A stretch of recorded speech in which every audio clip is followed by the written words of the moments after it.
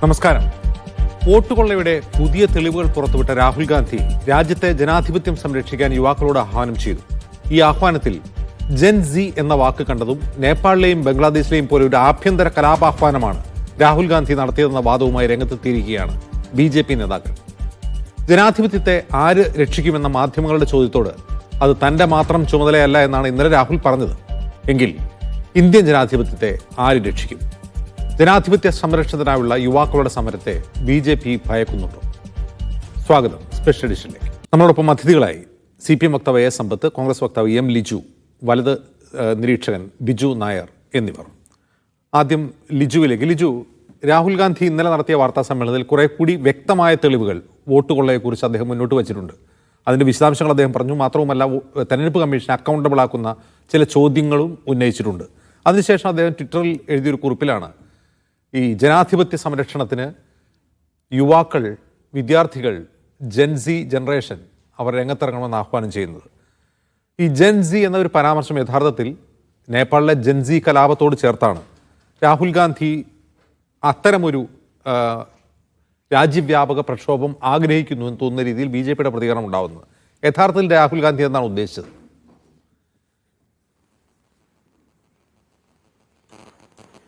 രാജ്യവ്യാപക പ്രക്ഷോഭം നടന്നുകൊണ്ടിരിക്കുകയാണല്ലോ. കോൺഗ്രസിൻ്റെ നേതൃത്വത്തിൽ വോട്ടധികാര യാത്രയുൾപ്പെടെ രാജ്യത്തെ ജനാധിപത്യത്തെ സംരക്ഷിക്കാനുള്ള ശക്തമായ പോരാട്ടം നടക്കുകയാണ്. ഇന്നിപ്പോൾ KPCCയിൽ ഞങ്ങൾ ഇന്നിപ്പോൾ ആലപ്പുഴയിലെ ജില്ലാ നേതൃയോഗമായിരുന്നു ഇന്ന് ഉച്ചയ്ക്ക്.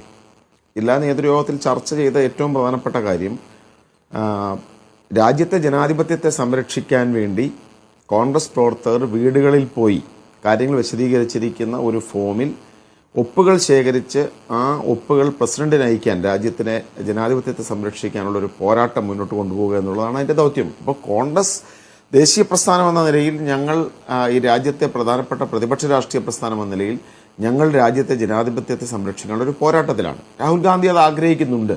കാരണം നമ്മുടെ നാടിൻ്റെ അടിസ്ഥാനം തന്നെ നമ്മുടെ ഭരണഘടനയുടെ ആമുഖത്തിൽ എഴുതി വച്ചിരിക്കുന്ന ജനാധിപത്യമാണ്. അവിടെ വി ദ പീപ്പിൾ എന്നുള്ളതാണ് തുടങ്ങുന്നത് തന്നെ. വി ദ പീപ്പിൾ എന്ന് പറയുന്നതിൻ്റെ അർത്ഥം ഇന്ത്യയിലെ എല്ലാ ജനങ്ങളെന്നുമാണ്, അല്ലാതെ ഭൂരിപക്ഷം വോട്ട് ചെയ്തവർ എന്ന് മാത്രമല്ല അർത്ഥമാക്കുന്നത്. ഇന്ത്യയിലെ മുഴുവൻ ജനങ്ങൾക്കും അവകാശപ്പെട്ട ഈ രാജ്യത്തിൻ്റെ ജനാധിപത്യത്തെ ഇലക്ഷൻ കമ്മീഷൻ്റെ ഒത്താശയോടുകൂടി അട്ടിമറിക്കുന്നു എന്നതിൻ്റെ കൃത്യമായ തെളിവുകൾ രാജ്യത്തിൻ്റെ പ്രതിപക്ഷ നേതാവ് ഉത്തരവാദിത്വത്തോടുകൂടി മുന്നോട്ട് വെക്കുമ്പോൾ അതിനെ വസ്തുനിഷ്ഠമായി, അതിന് തെറ്റാണെങ്കിൽ വസ്തുനിഷ്ഠമായി അതിനെതിരെ വിശദീകരണം നൽകാൻ ഉത്തരവാദിത്തമുള്ള ഇലക്ഷൻ കമ്മീഷൻ ഒളിച്ചു കളിക്കുന്നു. ഒരു ഭരണപക്ഷത്തിൻ്റെ ഒരു ഏജന്റിന്, ഭരണപക്ഷത്തിൻ്റെ ഒരു വക്താവിനെ പോലെ അതിന് മറുപടി നൽകുന്നു. അപ്പോൾ ജനാധിപത്യത്തിൻ്റെ നിലവിലുള്ള നടത്തിപ്പ് സംശയത്തിലാണ്. ജനങ്ങളോട് രാഹുൽ ഗാന്ധി പറയും, നമുക്ക് ഈ നാടിൻ്റെ ജനാധിപത്യത്തെ വീണ്ടെടുക്കണം, ജനാധിപത്യ പ്രക്രിയയെ ശുദ്ധീകരിക്കണം. യുവാക്കളും ചെറുപ്പക്കാരും ഏറ്റവും പുതിയ തലമുറയും ജെൻസിയും 2010 ശേഷമുള്ള തലമുറ നിങ്ങളെല്ലാം രംഗത്തിറങ്ങണം. അതിനകത്ത് പ്രത്യേകിച്ച് ദുരുദ്ദേശമൊന്നുമില്ല, ശരിയായ ഉദ്ദേശം മാത്രമേ ഉള്ളൂ. ദേശീയ പ്രസ്ഥാനത്തിൻ്റെ കാലഘട്ടം മുതൽ ഇന്ത്യൻ നാഷണൽ കോൺഗ്രസിനുള്ള ഉദ്ദേശം, അന്നത്തെ കാലഘട്ടത്തിൽ ദേശീയ സ്വാതന്ത്ര്യമായിരുന്നു ലക്ഷ്യമെങ്കിൽ ഇന്ന് രാജ്യത്തിൻ്റെ സ്വാതന്ത്ര്യത്തെ സംരക്ഷിക്കുക എന്നുള്ളതാണ് ലക്ഷ്യം. അതിനകത്ത് ഒരു അവ്യക്തതയുമില്ല. ജനം രംഗത്തിറങ്ങി അതിശക്തമായ പ്രക്ഷോഭങ്ങളിലൂടെ, പ്രതിഷേധങ്ങളിലൂടെ ഇലക്ഷൻ കമ്മീഷൻ ഈ സിസ്റ്റത്തിൻ്റെ സുതാര്യത ഉറപ്പുവരുത്തണം. ഇനി ഇവിടെ കൃത്രിമം പാടില്ല. ഇത് തന്നെയാണ് ഉദ്ദേശിക്കുന്നത്, വേറെ ഒരു ദുരുദ്ദേശമില്ല. അല്ല ലിജു, അതിനൊരു ചരിത്രപരമായ പശ്ചാത്തലം കൂടിയുണ്ട്. നമ്മുടെ നാട്ടിൽ അത്തരമൊരു രാജ്യവ്യാപകമായ സമരം ജനാധിപത്യ വ്യവസ്ഥയെ, അതുപോലെ ഭരണഘടനാ സ്ഥാപനങ്ങളെ സംരക്ഷിക്കാൻ ആവശ്യപ്പെട്ടുകൊണ്ട് നടന്നിരുന്നു. അത് അഴിമതിക്കെതിരെ പല വിവിധ വിഷയങ്ങൾ ഉയർത്തിയറിഞ്ഞത് അടിയന്തരാവസ്ഥയ്ക്ക് തൊട്ടു മുമ്പാണ്. നമുക്കറിയാം, അത്തരമൊരു രാജ്യവ്യാപക സമരം ദീർഘനാളത്തെ കോൺഗ്രസ് ഭരണത്തെ ഇല്ലാതാക്കി, മറ്റൊരു കോൺഗ്രസ് ഇതര സർക്കാർ വന്നു. അപ്പോൾ അത്തരമൊരു സമരത്തിലേക്കാണോ നിങ്ങൾ പോകുന്നത്? അങ്ങനെ സമരം ചെയ്ത് BJP സർക്കാരിനെ താഴെ ഇറക്കുക, അതാണോ നിങ്ങളുടെ ലക്ഷ്യം? നിങ്ങളതിന് അജിംസ് അതിൻ്റെ അത്തരമൊരു താരതമ്യത്തിന് പ്രസക്തി ഉണ്ടെന്ന് തോന്നുന്നില്ല. അത്തരം പ്രക്ഷോഭങ്ങളോട് അടിയന്തരാവസ്ഥയ്ക്ക് മുമ്പ് രാജ്യത്ത് നടന്ന ആസൂത്രിതമായ വിദ്യാർത്ഥി പ്രക്ഷോഭം, അത് ഗുജറാത്തിലും ബീഹാറിലും ഒക്കെ തന്നെ ഉണ്ടാക്കിയ ആ ഒരു വിദ്യാർത്ഥി പ്രക്ഷോഭവും രാഹുൽ ഗാന്ധി വിഭാവനം ചെയ്യുന്ന രാജ്യവ്യാപക പ്രക്ഷോഭവും വ്യത്യാസമുണ്ട്. അതൊരു നിയമലംഘന പ്രസ്ഥാനമായിരുന്നു. അതല്ലല്ലോ ഞങ്ങൾക്ക് മാതൃകയാക്കേണ്ടത്. ആ സമരമാണോ രാജ്യത്തെ ഇന്ത്യൻ നാഷണൽ കോൺഗ്രസിന് മാതൃകയാക്കുന്ന ദേശീയ പ്രസ്ഥാനത്തിൻ്റെ പ്രക്ഷോഭം തന്നെയാണ്. അപ്പോൾ അതെന്ന് പറഞ്ഞാൽ സത്യത്തിലും അഹിംസയിലും അധിഷ്ഠിതമായൊരു പ്രക്ഷോഭമാണ്. ജനങ്ങളെ, കോടിക്കണക്കിന് മനുഷ്യരെ അണിനിരത്തിക്കൊണ്ടുള്ള പ്രക്ഷോഭമാണ്. ഞങ്ങളുടെ മുമ്പിലുള്ളത്. അപ്പോൾ കോൺഗ്രസിനെ സംബന്ധിച്ച് ഞങ്ങൾക്ക് പൂർവ്വ മാതൃകകൾ എടുക്കണമെന്നുണ്ടെങ്കിൽ അത് മഹാത്മാഗാന്ധിയും നെഹ്റുവും പട്ടേലും ആസാദും ഒക്കെ നേതൃത്വം കൊടുത്ത ദേശീയ സ്വാതന്ത്ര്യ സമര പ്രസ്ഥാനത്തിൻ്റെ മാതൃക ഞങ്ങളുടെ മുമ്പിൽ നിൽക്കുമ്പോൾ എന്തിനാണ് സംഘപരിവാറിൻ്റെ പിന്തുണയോടുകൂടി അന്നത്തെ ജനസംഘവും ഒക്കെ ചേർന്ന് നടത്തിയ, അല്ലെങ്കിൽ ആ കാലഘട്ടത്തിലെ ആളുകൾ നടത്തിയ ഒരു സമരത്തെ, അല്ലെങ്കിൽ അത്തരമൊരു മാതൃക ഞങ്ങൾ എടുക്കേണ്ട കാര്യം എന്നാണ്. ഞങ്ങൾക്കങ്ങനെ പൂർവ്വ മാതൃകതയോ സമീപ മാതൃകകളുടെ ആവശ്യമില്ല. ഇന്ത്യൻ നാഷണൽ കോൺഗ്രസിനെ സംബന്ധിച്ച് ഞങ്ങൾക്ക് കൃത്യമായ പാർട്ടി പ്രോഗ്രാമുണ്ട്. ജനാധിപത്യത്തെ സംബന്ധിച്ച് ഞങ്ങൾക്ക് കാഴ്ചപ്പാടുണ്ട്. പ്രക്ഷോഭത്തെ സംബന്ധിച്ച് ഞങ്ങൾക്ക് കാഴ്ചപ്പാടുണ്ട്. അത് സത്യത്തിലും അഹിംസയിലും അധിഷ്ഠിതമായ പ്രക്ഷോഭമാണ്. കോടിക്കണക്കിന് മനുഷ്യരെ ഉൾപ്പെടുത്തിക്കൊണ്ട്, വെറുപ്പിൽ അധിഷ്ഠിതമല്ലാതെ, മറ്റുള്ളവരെ വെറുത്തുകൊണ്ടല്ല, മറ്റുള്ളവരെ ഹിംസിച്ചുകൊണ്ടല്ല, കോടിക്കണക്കിന് മനുഷ്യർ സഹന സമരത്തിലൂടെ ഈ രാജ്യത്തിന്റെ ജനാധിപത്യ പ്രക്രിയയെ ശുദ്ധീകരിക്കുന്ന പോരാട്ടത്തെയാണ് കോൺഗ്രസ് വിഭാവനം ചെയ്യുന്നത്. അതാണ് കോൺഗ്രസ്. ഒരു കോൺഗ്രസ്സുകാർക്ക് അങ്ങനെ മാത്രമേ ചിന്തിക്കാൻ സാധിക്കൂ. അതല്ലാതെ പിന്നെ ജയപ്രകാശ് നാരായണൻ നടത്തിയെന്നോ, ബീഹാറിലും പിന്നെ അന്നത്തെ ഗുജറാത്തിലുമൊക്കെ പ്രക്ഷോഭം നടത്തിയെന്നോ അതൊക്കെയാണ് മാതൃക എന്ന് ചിന്തിക്കുന്നതിന്റെ മൗഢ്യവും അത് ഞങ്ങളെ സംബന്ധിച്ച് ചിന്തിക്കേണ്ട പോലും കാര്യമല്ല. അതൊക്കെ ആ ഒരു ശൈലി പോലും തെറ്റായിട്ട് വിശ്വസിക്കുന്ന ആളുകളാണ് ഞങ്ങൾ. ശരി, ശ്രീ ബിജു നായർ, ഒരു ജെൻസി എന്നൊരു വാക്കൊരു ട്വീറ്റിൽ ഉപയോഗിച്ചു. അപ്പോഴേക്കും BJP നേതാക്കൾ റാലി ചെയ്യുകയാണ് അതിന് പിന്നാലെ. അതായത് ഇവിടെ സിവിൽ വാർ വരാൻ പോവുകയാണ്, നേപ്പാൾ ആവർത്തിക്കാനാണ് യുവാക്കളോട് രാഹുൽ ഗാന്ധി ആവശ്യപ്പെടുന്നത് എന്നൊക്കെയാണ് BJPയുടെ വാദം. അങ്ങനെ ഒരു ഭയം BJPക്കുണ്ടോ? അല്ല, ഇവിടെ ഇപ്പോൾ രാഹുൽ ഗാന്ധി എങ്ങനെയാണ് ഈ പ്രശ്നം അവതരിപ്പിക്കുന്നത് എന്ന് നമുക്കൊന്ന് പരിശോധിച്ച് നോക്കാം.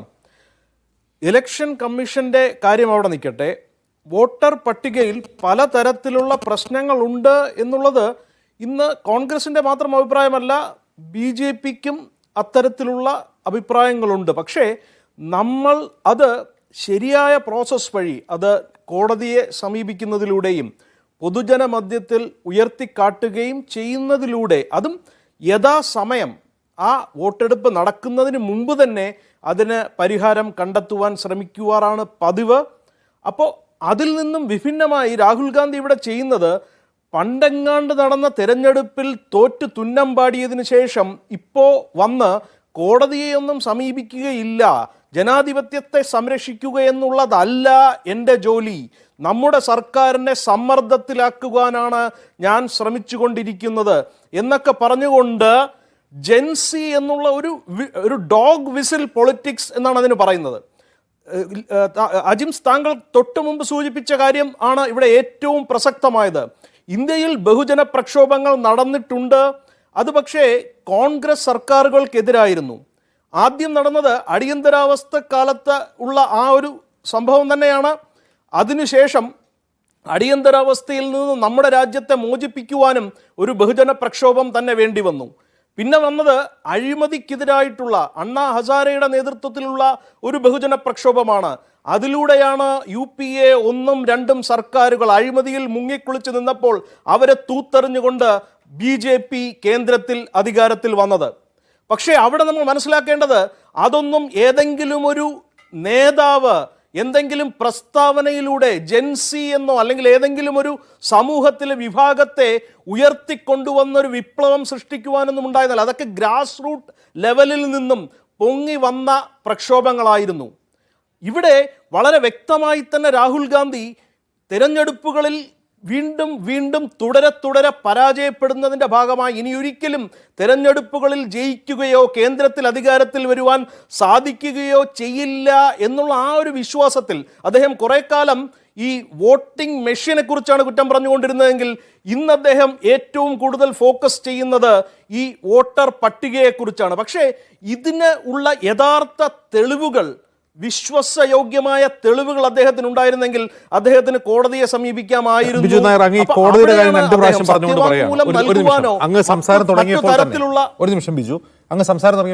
പറഞ്ഞത് BJPക്കും ഈ വോട്ടർ ലിസ്റ്റിൽ ആശങ്കയുണ്ട് എന്നാണ്. ഓക്കെ, BJPക്ക് വോട്ടർ ലിസ്റ്റിൽ ആശങ്ക വന്നാൽ BJP എന്താണ് ചെയ്തത്? അപ്പോൾ അങ്ങ് ചോദിക്കുന്നു, കോൺഗ്രസിന് വോട്ടർ ലിസ്റ്റിൽ ആശങ്കയുണ്ടെങ്കിൽ കോടതിയെ സമീപിച്ചുകൂടെ എന്ന്. ഇപ്പോൾ ഇലക്ഷൻ റിഗ് നടന്നിട്ടുണ്ട് എന്ന് സംശയം വരുമ്പോൾ ഹരിയാനയ്ക്ക് ശേഷം കോടതിയിൽ പോയിരുന്നു കോൺഗ്രസ്.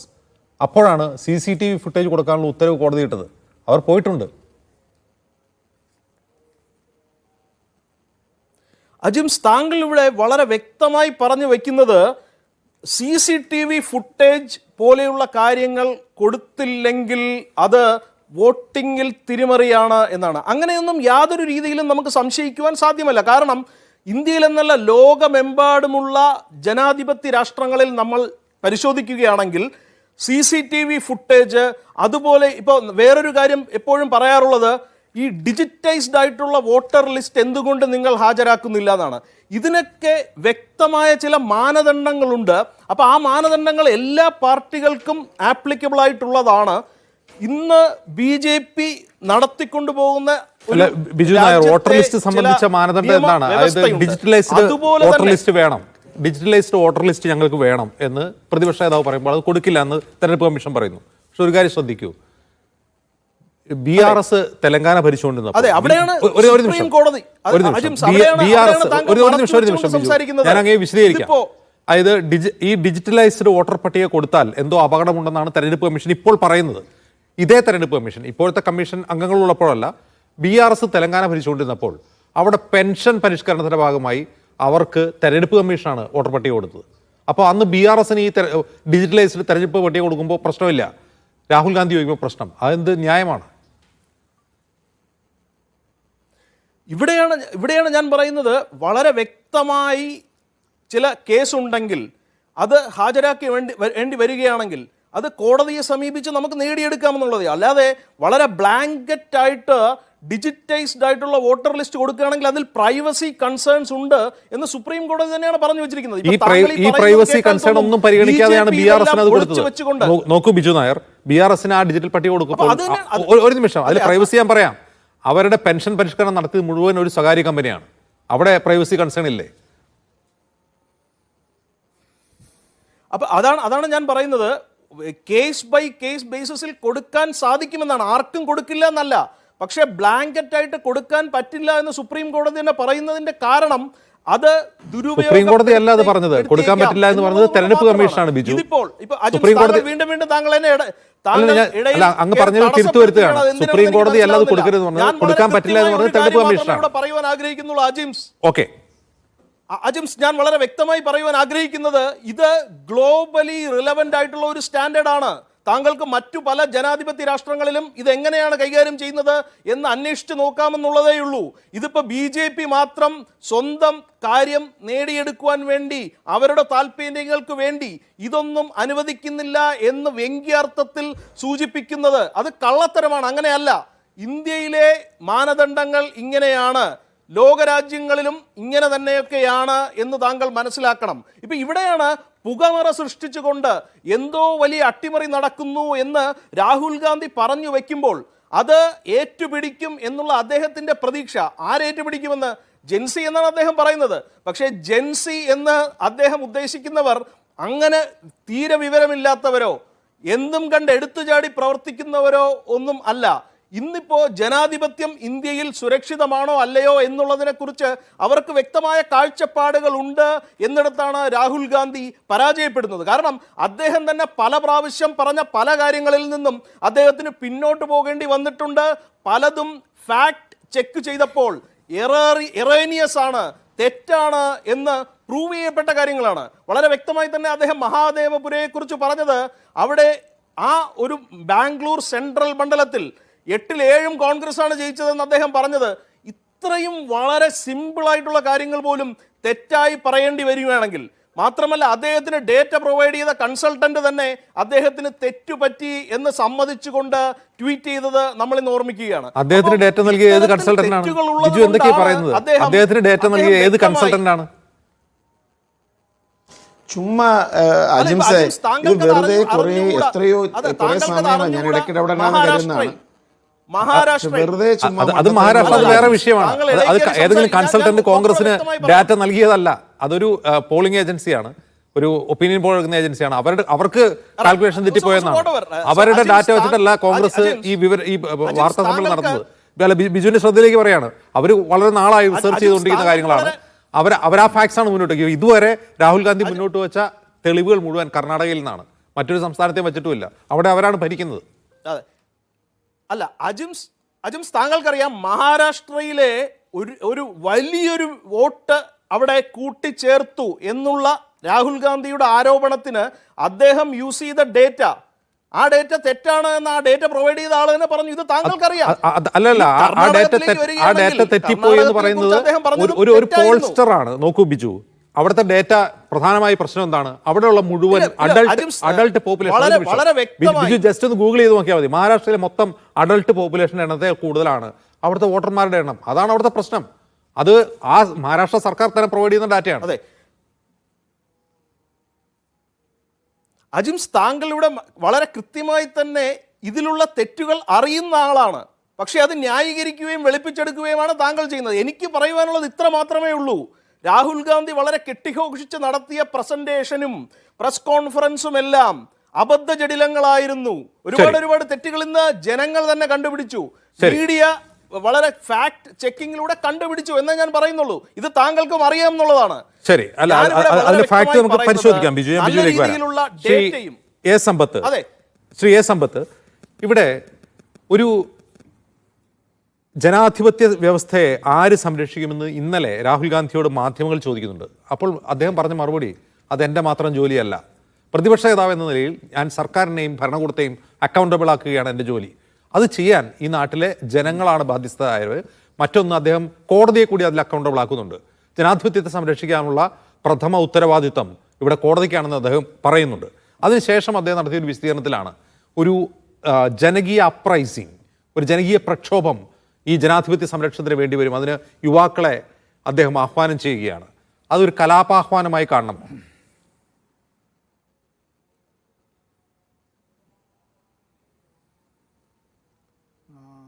ജിംസെ, ഇപ്പോൾ നമ്മുടെ ഈ ഇന്ത്യയിലെ തെരഞ്ഞെടുപ്പ് കമ്മീഷൻ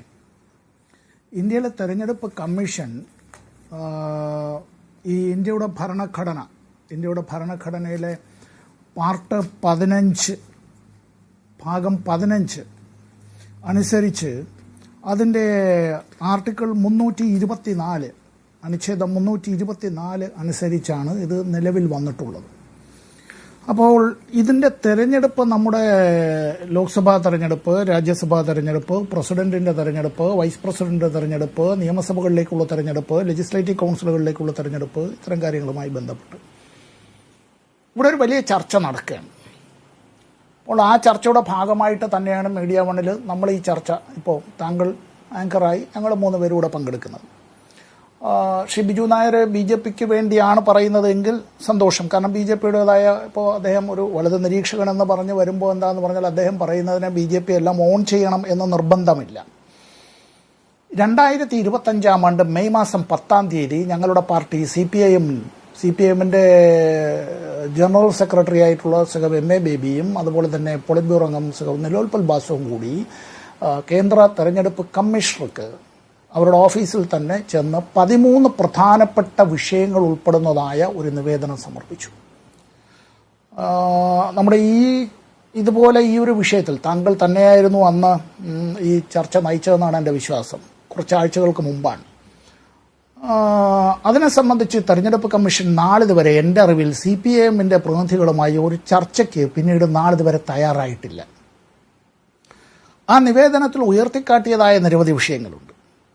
ആ നിവേദനത്തിൽ ഉയർത്തിക്കാട്ടിയതായ ഒരു വിഷയം എന്നുള്ളത്, ഇക്കഴിഞ്ഞ 18-ാം ലോക്സഭാ തെരഞ്ഞെടുപ്പിൻ്റെ 1-ാം ഘട്ട പോളിംഗ് കഴിഞ്ഞതിന് ശേഷം 11 ദിവസം കഴിഞ്ഞിട്ടാണ് പിന്നീട് ഈ ഇന്ത്യയുടെ തെരഞ്ഞെടുപ്പ് കമ്മീഷൻ ആ പോളിംഗ് ഡേറ്റ ഒന്ന് അപ്ഡേറ്റ് ചെയ്യാനായി കഴിഞ്ഞത്. വല്ലാതെ ഡിജിറ്റലൈസേഷൻ, അതിൻ്റെ പേരിലാണല്ലോ നമ്മൾ ഈ നോട്ട് നിരോധനം എല്ലാം വന്നതല്ലേ ജിംസേ? നമ്മുടെ 500 രൂപയുടെ നോട്ട് നിരോധിച്ച്, മുമ്പ് 1000 രൂപയുടെ നോട്ട് നിരോധിച്ച്, ആജ് രാത് കെ ബാദ് അതിൻ്റെ വാർഷികം ഇനിയിപ്പോൾ ആഘോഷിക്കാൻ കുറച്ചാഴ്ചകളേ ഉള്ളൂ. അപ്പോൾ ഈ ഡിജിറ്റലൈസേഷനുമായി ബന്ധപ്പെട്ട ഇത്തരം കാര്യങ്ങളിൽ 11 ദിവസം കഴിഞ്ഞിട്ട് പോലും കൃത്യമായി കഴിഞ്ഞില്ല എന്നുള്ളതൊരു കാര്യം.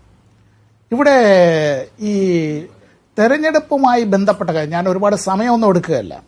ഇലക്ഷൻ കമ്മീഷന്റെ വെബ്സൈറ്റ്, ആ വെബ്സൈറ്റിലെ പാർട്ട് 1 ഫോം C, അതിൻ്റെ 17C ഉണ്ട്. ഫോം 17C എന്ന് പറയും.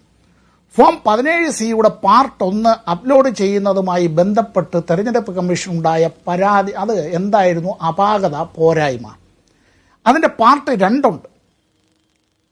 ഞാൻ പറഞ്ഞ 17C പാർട്ട് 2 ഉണ്ട്. CPIഎമ്മിൻ്റെ നിവേദനത്തിൽ ഇത് സംബന്ധിച്ച് വിശദമായി അന്ന് ഇക്കാര്യങ്ങളെ സംബന്ധിച്ച് പറഞ്ഞു. തീരുന്നില്ല.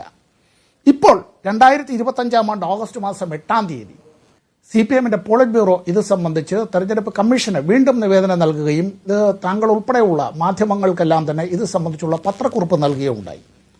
The election commission should clear the apprehensions. ഈ ആശങ്കകൾ തെരഞ്ഞെടുപ്പ് കമ്മീഷൻ പരിഹരിക്കണം എന്നാണ് ആവശ്യപ്പെട്ടത്. തെരഞ്ഞെടുപ്പ് കമ്മീഷൻ ഇത് സംബന്ധിച്ച് സാധാരണ മനുഷ്യന് ബോധ്യപ്പെടുന്ന നിലയിലേക്കുള്ള ഒരു ഉത്തരവും നാളിതുവരെ നൽകിയിട്ടില്ല. തെരഞ്ഞെടുപ്പ് കമ്മീഷൻ ഇത്തരം കാര്യങ്ങൾ ചെയ്യുമ്പോൾ ഒരു കാര്യം അറിയേണ്ടത്, ഇവിടെ ബിജു പറഞ്ഞ കാര്യത്തിൻ്റെത് അങ്ങനെയാണ് ന്യായീകരിക്കുന്നതെങ്കിൽ 2024 തെരഞ്ഞെടുപ്പ് കമ്മീഷൻ നേരിട്ട് ചെയ്തതല്ല എന്ന് പറയാം. അതുകൊണ്ട് തന്നെ BJPക്ക് വഴിവിട്ട് എന്തുമാകാൻ കഴിയുമെന്ന് കാണിച്ചു തന്നതാണ് 2024 ഫെബ്രുവരി 5-ാം തീയതി ബഹുമാനപ്പെട്ട സുപ്രീം കോടതിയുടെ ഒബ്സർവറിൽ നിന്ന് ഞാനൊരു കാര്യം വായിക്കാം. The supreme court is watching. Supreme കോടതി നിങ്ങളെ നിരീക്ഷിക്കുകയാണ്. ചീഫ് ജസ്റ്റിസ് പറയുകയുണ്ടായി, ഇന്ത്യയുടെ ചീഫ് ജസ്റ്റിസ് പറയുകയുണ്ടായി, പ്രിസൈഡിംഗ് ഓഫീസറെ, വരണാധികാരിയെ കയ്യോടുകൂടി പിടികൂടിയത് ഓർക്കുന്നുണ്ടല്ലോ, ചണ്ഡീഗഡിലെ മേയർ തെരഞ്ഞെടുപ്പ്. അവിടെ ഈ CCTV ദൃശ്യങ്ങൾ ഇല്ലാതിരുന്നു എങ്കിൽ എന്തായിരുന്നേനെ ആ തെരഞ്ഞെടുപ്പിൻ്റെ സ്ഥിതി? വോട്ട് ടാമ്പറിങ്, വോട്ടിൽ കൃത്രിമം നടത്തുക, വോട്ട് ചെയ്ത് ഞാനടക്കമുള്ള ആളുകൾ നൽകിയാൽ അതിൽ കൃത്രിമം നടത്തി. നാമനിർദ്ദേശം ചെയ്യപ്പെട്ടു വന്നതായ BJPക്കാരൻ തന്നെയാണ് വരണാധികാരിയായി അത്തരത്തിൽ വന്ന് ആ വരണാധികാരി ഈ CCTV ദൃശ്യങ്ങൾ ഇല്ലായിരുന്നുവെങ്കിൽ എന്തായിരുന്നേനെ അന്നത്തെ അവസ്ഥ എന്നുള്ളത്. എന്ന് മാത്രമല്ല, BJP എടുത്തൊരു നിലപാടുണ്ട് സുപ്രീം കോടതിയിൽ, നമുക്കൊന്നുകൂടി വോട്ടെടുപ്പ് നടത്താം എന്നുള്ളത്. സുപ്രീം കോടതി ഒരുപക്ഷെ ആദ്യമായിട്ടായിരിക്കും തോറ്റ സ്ഥാനാർത്ഥിയെ ജയിച്ചതായി പ്രഖ്യാപിച്ച്, ജയിച്ച സ്ഥാനാർത്ഥിയെ തോറ്റതായി പ്രഖ്യാപിച്ച് ഇവിടെ പ്രോസിക്യൂഷൻ നടപടിക്ക് വിധേയനാകണം എന്ന് പ്രിസൈഡിംഗ് ഓഫീസറോട് പറഞ്ഞത്. എന്തൊക്കെയായിരുന്നു സുപ്രീം കോടതി അന്ന് കൈയോടുകൂടി പിടികൂടി അവിടെ അങ്ങനെ വെച്ചത്? സേഫ് കസ്റ്റഡിയിലേക്ക് എടുത്തത് 1 ബാലറ്റ് പേപ്പറുകൾ, 2 മുഴുവൻ തെരഞ്ഞെടുപ്പ് പ്രക്രിയയുടെയും വീഡിയോഗ്രാഫി, 3 പ്രിസൈഡിംഗ് ഓഫീസറുടെ കൈവശമുള്ളതായിട്ടുള്ള എല്ലാ രേഖകളും, ഒപ്പം ആ റിട്ടേണിംഗ് ഓഫീസറെ. ഇത്തരത്തിൽ സുപ്രീം കോടതി ചെയ്യേണ്ടി വന്നതായിട്ടുള്ള ഒരു ഗതികേടിലേക്ക് ഈ രാജ്യം എത്തിയെന്ന് പറയുമ്പോൾ ഇത് ടിപ്പ് ഓഫ് ആൻ ഐസ്ബർഗ് മാത്രമായിരുന്നു.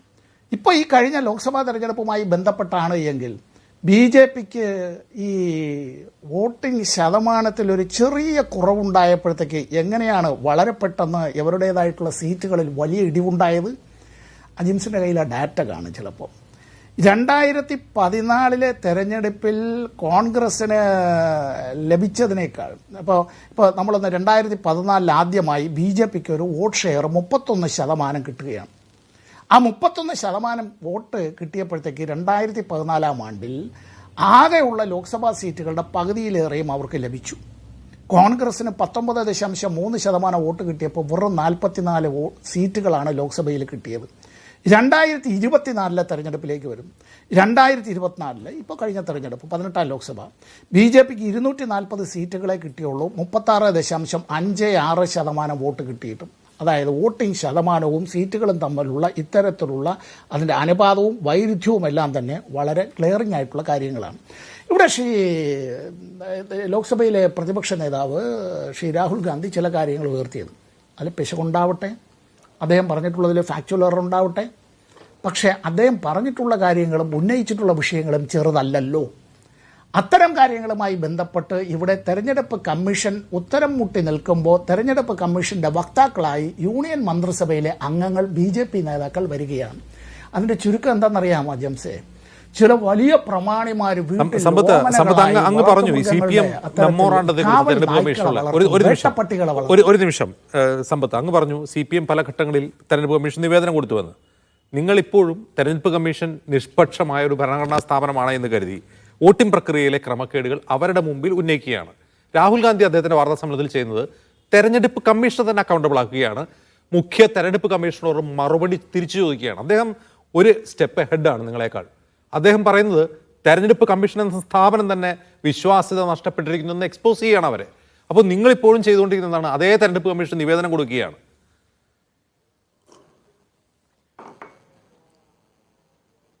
ഞങ്ങളൊരു ഭരണഘടനാ സ്ഥാപനത്തിനെതിരായി ഇപ്പം കോൺഗ്രസിൻ്റെ നിലപാടെടുക്കാം, സ്വാഭാവികമാണ്. CPMന്റെ നിലപാടെടുക്കാം. ഞങ്ങൾ ഇക്കാര്യത്തിൽ CPM-ന്റെ പോളിറ്റ് ബ്യൂറോ ഇംഗ്ലീഷിലുള്ള ആ പ്രസ്താവന വായിക്കാം. The election commission should clear the apprehensions. അതിൽ അക്കമിട്ട് പറയുന്നുണ്ട് എന്തൊക്കെയാണ് കാര്യങ്ങളെന്നുള്ളത്.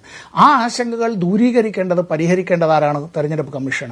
തെരഞ്ഞെടുപ്പ് കമ്മീഷൻ ഇത്തരം കാര്യങ്ങൾ പരിഹരിക്കുന്നില്ല എങ്കിൽ അതിന് വിശദീകരണം നൽകുന്നില്ല. ആരോടാണ് വിശദീകരണം നൽകേണ്ടത്? ജനങ്ങളോടാണ്. BJP പറയുന്ന എന്താണ്? കോടതിയിൽ പൊയ്ക്കോളാനാണ്. ഓർമ്മയുണ്ടോ അജിംസെ, കേരളത്തിൽ നടാടയായി ഒരു NDA മുന്നണി സ്ഥാനാർത്ഥി വിജയിച്ചത് ഓർമ്മയുണ്ടോ?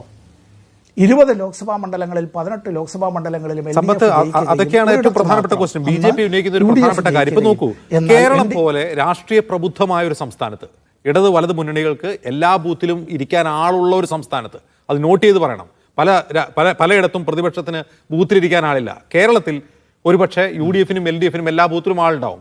അങ്ങനെ ഒരു സംസ്ഥാനത്ത് തെരഞ്ഞെടുപ്പ് വോട്ടർ പട്ടികയിൽ ക്രമക്കേട് നടന്നു. CPM പോലെ ഒരു പാർട്ടി, ഗ്രാസ് റൂട്ട് ലെവലിൽ അതിശക്തമായ പാർട്ടി, തൃശ്ശൂർ പോലെ ഒരു ജില്ലയിൽ അതിശക്തമായ വേരുകളുള്ള ഒരു പാർട്ടിക്ക് അത് കണ്ടുപിടിക്കാൻ കഴിഞ്ഞില്ലേ? പിന്നെ നിങ്ങൾ ഈ തെരഞ്ഞെടുപ്പ് കമ്മീഷൻ കുറ്റപ്പെടുത്തിയിട്ട് എന്ത് കാര്യം? ഞാൻ അജിംസെ, ഞാൻ ഒന്ന് പറഞ്ഞോട്ടെ. ഞാനിപ്പോൾ താങ്കളത് ഇടപെട്ടത് നന്നായി.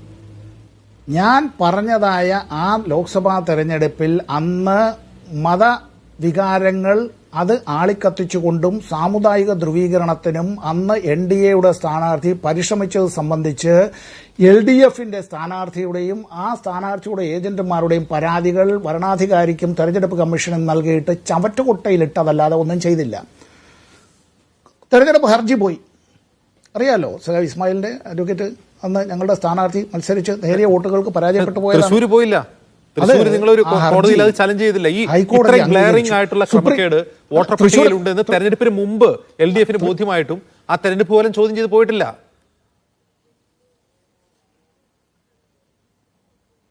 അല്ല, ഞങ്ങൾ നൽകിയതായ പരാതികൾ ആ വരണാധികാരിയുടെ കയ്യിലുണ്ട്. ആ വരണാധികാരി ഇപ്പൊ എവിടെയാണെന്ന് അജിംസിന് അറിയാമല്ലോ. ഒരു BJP മുഖ്യമന്ത്രിയുടെ മുഖ്യ ഉപദേഷ്ടാവായി അദ്ദേഹത്തിന്റെ കീഴിൽ ഒരു IAS ഉദ്യോഗസ്ഥൻ അവിടെ നേരത്തെ അത്തരത്തിൽ ജില്ലാ കളക്ടറായിരുന്ന ആൾ ഇപ്പോൾ എവിടെയാണ് എന്നുള്ളതിനെ സംബന്ധിച്ച് BJP-ക്കാർ കൂടി അങ്ങ് പറഞ്ഞാൽ മതി. ഞങ്ങൾ നൽകിയതായിട്ടുള്ള പരാതികൾ, ആ പരാതികൾ പരിഗണിച്ചില്ല. കൂട്ടത്തോടെ വോട്ടുകൾ ചേർത്തത്. ഇപ്പോൾ വേറൊരു കാര്യം, ഇവിടെ നമ്മുടെ നാട്ടിൽ പലയിടങ്ങളിലും പുതിയ ഫ്ലാറ്റ് സമുച്ചയങ്ങൾ വന്നിട്ടുണ്ട്. ഒരു കമ്മ്യൂണിറ്റി ലിവിംഗ് പോലെ ഫ്ലാറ്റ് സമുച്ചയങ്ങൾ വന്നിട്ടുണ്ട്. ആ ഫ്ലാറ്റിൽ താമസിക്കുന്നതായിട്ടുള്ള വീട്ടമ്മ തന്നെ പറയുകയാണ്, ഇവിടെ ഈ ചേർത്തതായി പറയുന്ന ആളുകളെ സംബന്ധിച്ച് എനിക്കറിയില്ല, എൻ്റെ വീട്ടിൽ ഇങ്ങനെ ആളുകളില്ല. ആ വീട്ടമ്മ പോലും അറിയുന്നില്ല. ഒന്ന് ആലോചിച്ച് നോക്കണം. ഈ നമ്മുടെ താഴെത്തട്ടിൽ ബൂത്ത് ലെവൽ ഏജന്റുമാരായിട്ടുള്ള ഈ ആളുകൾ പരാതി കൊടുത്തു. ആ പരാതിയെ സംബന്ധിച്ച് യാതൊന്നും ചെയ്തിട്ടില്ല. അപ്പോൾ തെരഞ്ഞെടുപ്പ് കമ്മീഷൻ ഏറ്റവും വലിയ മിഷണറിയാണ്. ഒരു തെരഞ്ഞെടുപ്പ് പ്രഖ്യാപിക്കപ്പെട്ട് കഴിഞ്ഞാൽ ഈ ഏത് സംസ്ഥാനത്തെയും ചീഫ് സെക്രട്ടറി ഉൾപ്പെടെയുള്ള DGP ഉൾപ്പെടെയുള്ള താഴെ ഇനി വില്ലേജ് ഓഫീസറും പിയൂണും വരെയുള്ള എല്ലാവരും ഈ തെരഞ്ഞെടുപ്പ് കമ്മീഷൻ്റെതായിട്ടുള്ള അവരുടേതായിട്ടുള്ള ചിട്ടവട്ടങ്ങൾക്കും നിയന്ത്രണങ്ങൾക്കും വിധേയമാണ്. തെരഞ്ഞെടുപ്പ് കമ്മീഷൻ നിഷ്പക്ഷവും നീതിപൂർവവുമായി പ്രവർത്തിക്കുകയും അങ്ങനെ പ്രവർത്തിച്ചു എന്ന് ഓരോ സമ്മതിദായകനും ബോധ്യം വരികയും വേണം. ഇവിടെ സംശയങ്ങളുടെ മൂടുപടത്തിൽ തെരഞ്ഞെടുപ്പ് കമ്മീഷനെ നിർത്തുകയല്ല. തെരഞ്ഞെടുപ്പ് കമ്മീഷനെ സംബന്ധിച്ച് ഞാൻ നേരത്തെ പറഞ്ഞുവല്ലോ, ഞാൻ രണ്ട് സ്റ്റേറ്റുകളെ തന്നെ കമ്പയർ ചെയ്യാം. ശ്രീ സമ്പത്ത്, ഇപ്പോൾ കർണാടകയിൽ കോൺഗ്രസ് ആണ് ഭരിക്കുന്നത്, കേരളം CPM ആണ് ഭരിക്കുന്നത്. കർണാടകയിൽ ഒരു വോട്ട് ചോരി ഉണ്ടായി എന്ന സംശയം കോൺഗ്രസിന് വന്നു. അവിടെ ഒരു കേസുണ്ടായി. FIR-ന്റെ അടിസ്ഥാനത്തിൽ CID അത് അന്വേഷിക്കുന്നു. കോൺഗ്രസ് അതിൽ എൻറ്റയർലി റിസർച്ച് നടത്തുന്ന ഒരു സ്പെസിമൻ, മഹാദേവപുര സ്പെസിമൻ എടുത്ത് തെരഞ്ഞെടുപ്പ് കമ്മീഷൻ മുമ്പിൽ കാണിക്കുന്നു. ഇതാണ് സംഭവിച്ചത്. കേരളത്തിൽ LDF സ്ഥാനാർത്ഥിയെ തോൽപ്പിച്ചു, ഒരു NDA സ്ഥാനാർത്ഥി ജയിച്ചു. അവിടെ വോട്ടർ പട്ടികയിൽ ക്രമക്കേട് ഉണ്ടെന്ന ആക്ഷേപം കൊണ്ടുവരുന്നത് കോൺഗ്രസ് ആണ്. മാധ്യമങ്ങൾ അതിന്റെ തെളിവുകൾ മുന്നോട്ട് വയ്ക്കുന്നു. പക്ഷേ LDF-ന് ഒരു തരത്തിലുള്ള കൺസേണും ഇല്ല. ഒരു സർക്കാർ ഭരിച്ചുകൊണ്ടിരിക്കുമ്പോൾ, LDF-ന്റെ സർക്കാർ ഭരിച്ചുകൊണ്ടിരിക്കുമ്പോൾ തൃശ്ശൂരിൽ വോട്ട് ചോരി നടന്നെങ്കിൽ അത് പ്രബുദ്ധ കേരളത്തിന് എത്ര അപമാനകരമാണ് ശ്രീ സമ്പത്ത്. അതിന്റെ ഒരു ചാമ്പ്യൻ ആവാൻ എന്തുകൊണ്ട് രാഹുൽ ഗാന്ധിയെ പോലെ പിണറായി വിജയനെ കാണുന്നില്ല? അദ്ദേഹം അതേക്കുറിച്ച് സംസാരിക്കുന്നില്ല. അല്ല, ഈ രാഹുൽ ഗാന്ധി എന്ന ലോക്സഭയിലെ പ്രതിപക്ഷ നേതാവ് അദ്ദേഹത്തിന്റെ ചുമതല ചെയ്യട്ടെ. ലോക്സഭയിലെ പ്രതിപക്ഷ നേതാവ് ചെയ്യാനുള്ള ചുമതല കേരളത്തിന്റെ മുഖ്യമന്ത്രി ചെയ്യണമെന്ന് അജിംസോ സമ്പത്തോ അല്ല പറയേണ്ടത്. അവർ ഭരണഘടനാപരമായി അവരുടെ ചുമതല അത്തരത്തിൽ അവർ നിർവഹിക്കട്ടെ. ഇവിടെ തൃശ്ശൂരിലെ തെരഞ്ഞെടുപ്പുമായി ബന്ധപ്പെട്ട്, ലോക്സഭാ തെരഞ്ഞെടുപ്പുമായി ബന്ധപ്പെട്ട് ഞങ്ങൾ നൽകിയ പരാതികളെ സംബന്ധിച്ച് ഒന്ന് അജിംസ് ഒന്ന് സെർച്ച് ചെയ്ത് നോക്കിയേ. തെരഞ്ഞെടുപ്പ് കമ്മീഷന്റെ സൈറ്റിൽ തന്നെ ഇത്തരം കാര്യങ്ങളെ സംബന്ധിച്ചുള്ള ഞങ്ങൾ നൽകിയിട്ടുള്ള പരാതികളെ സംബന്ധിച്ച് 2 അവിടെ 1,00,000-ലധികം വോട്ടർമാരെ അത്തരത്തിൽ ചേർത്തതുമായി ബന്ധപ്പെട്ടുള്ള ഈ പരാതികൾ വന്നപ്പോൾ BJPയുടെ നേതാക്കൾ ചിലരെന്താ പറഞ്ഞത്? ഞങ്ങൾക്ക് ജയിക്കാനായി ഞങ്ങൾ എന്തും ചെയ്യും എന്നാണ് പറഞ്ഞത്. ഞങ്ങൾ എന്തും ചെയ്യും, അങ്ങനെ ന്യായീകരിക്കുന്ന നിലയിലേക്കുള്ളത്.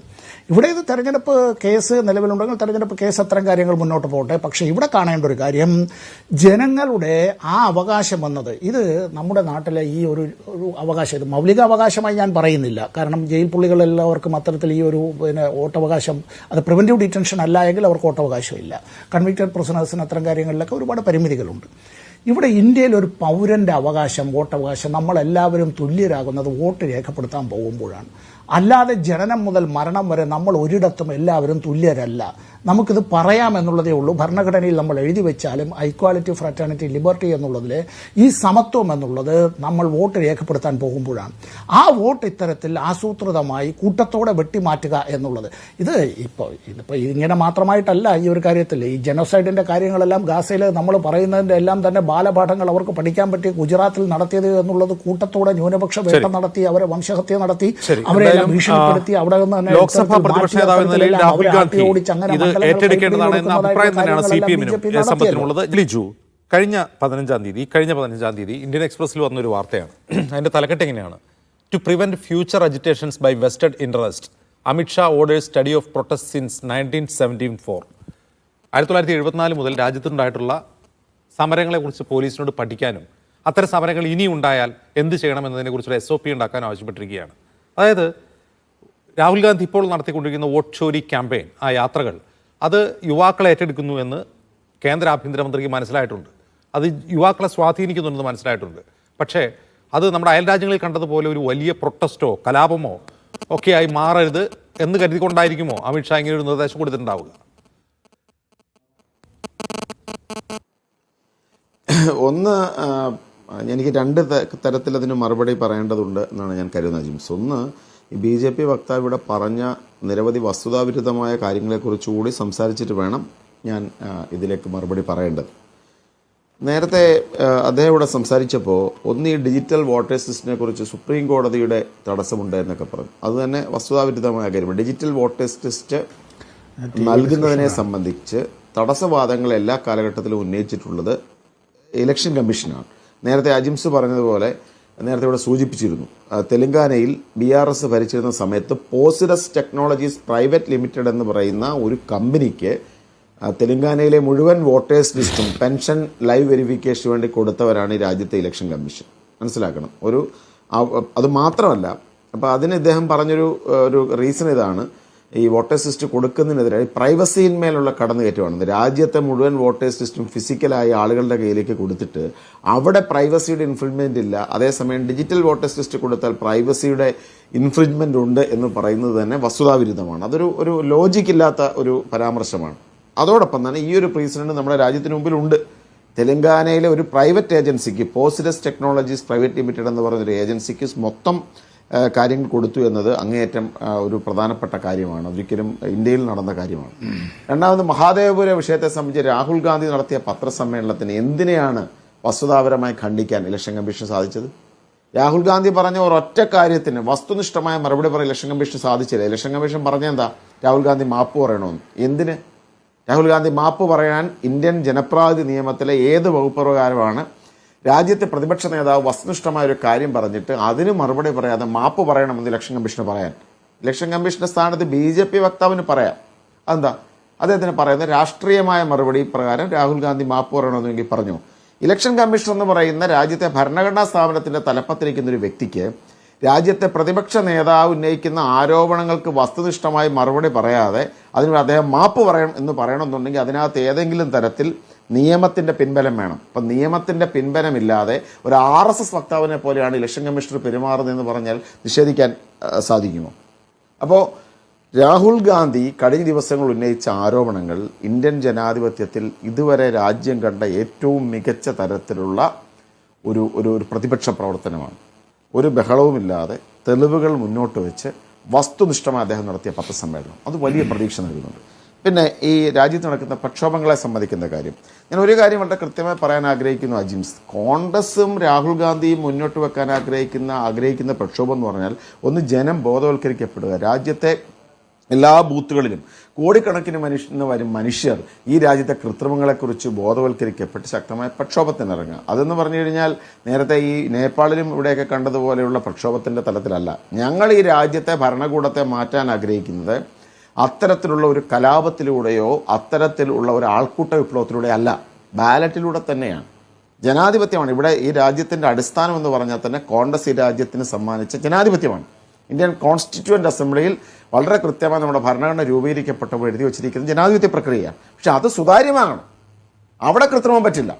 അതിന് ജനങ്ങളെ ബോധവൽക്കരിക്കണം. ജനങ്ങൾ ഒറ്റക്കെട്ടായി ഇത്തരത്തിലുള്ള അഴിമതികളെ, ഇലക്ഷൻ കമ്മീഷൻ്റെ ഒക്കെ തലപ്പത്തിരിക്കുന്ന ഇത്തരം സംഘപരിവാർ അനുഭാവികളെ അവർക്കെതിരെ ജനകീയ പ്രതിഷേധമുണ്ടാകണം. അതാണ് ഉദ്ദേശിക്കുന്നത്.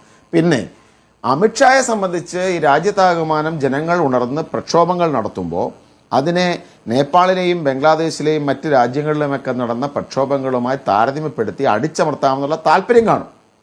അത് അദ്ദേഹത്തിൻ്റെ വ്യാമോഹം മാത്രമാണ്.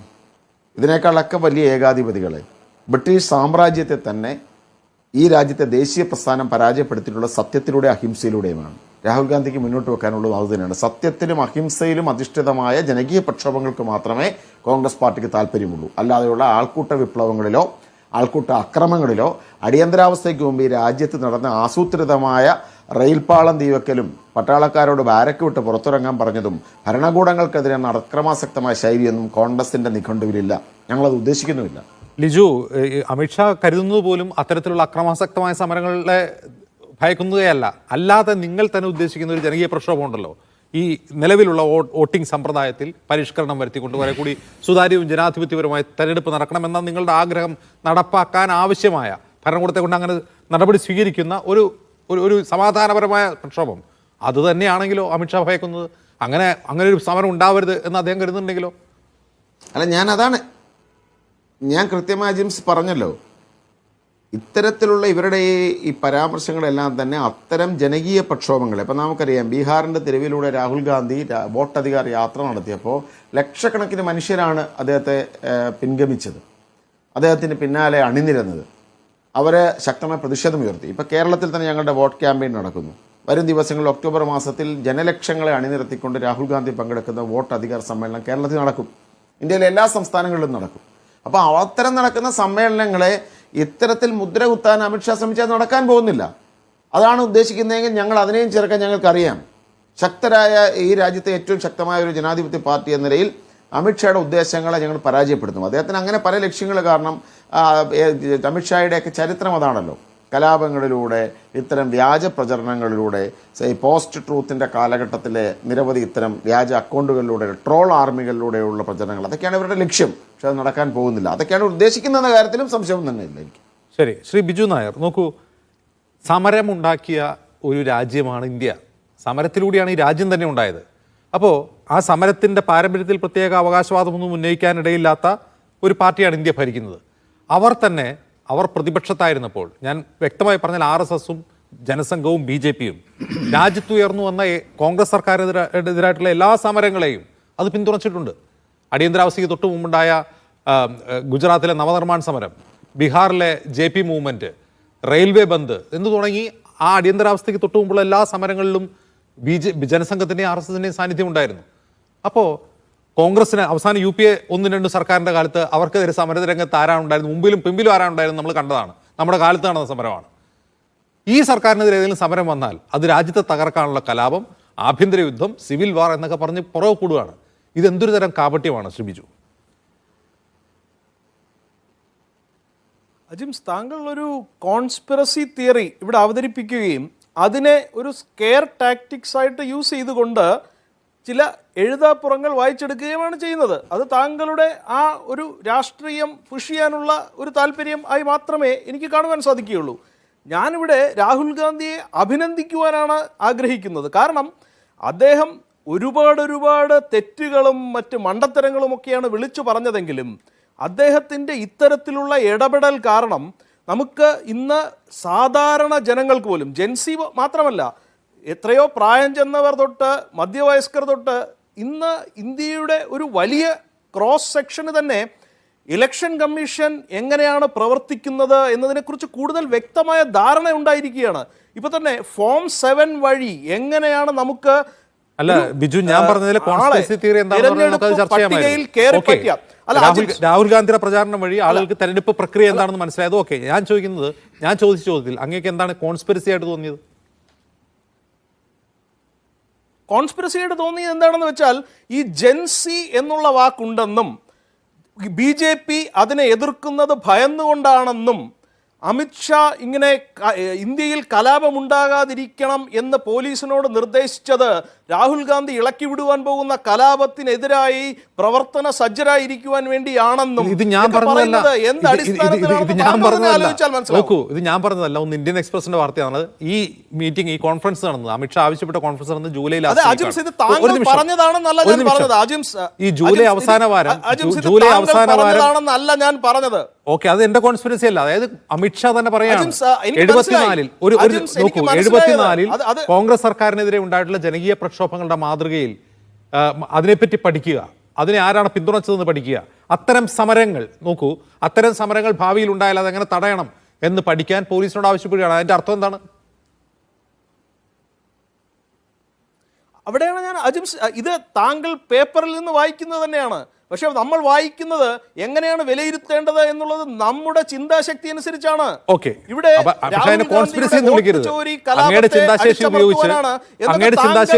അങ്ങ് വിലയിരുത്തുക, പക്ഷേ മറ്റൊരു രീതിയിൽ ചിന്തിക്കുന്ന ആൾക്കാരെ കോൺസ്പിറസി എന്ന് വിളിക്കുന്നത്. ഇപ്പൊ താങ്കൾ വീണ്ടും ഇടപെടുകയാണ്. താങ്കളുടെ ചോദ്യം എനിക്ക് മനസ്സിലായി. ഞാൻ പറയുന്നത് വളരെ വ്യക്തമാണ്.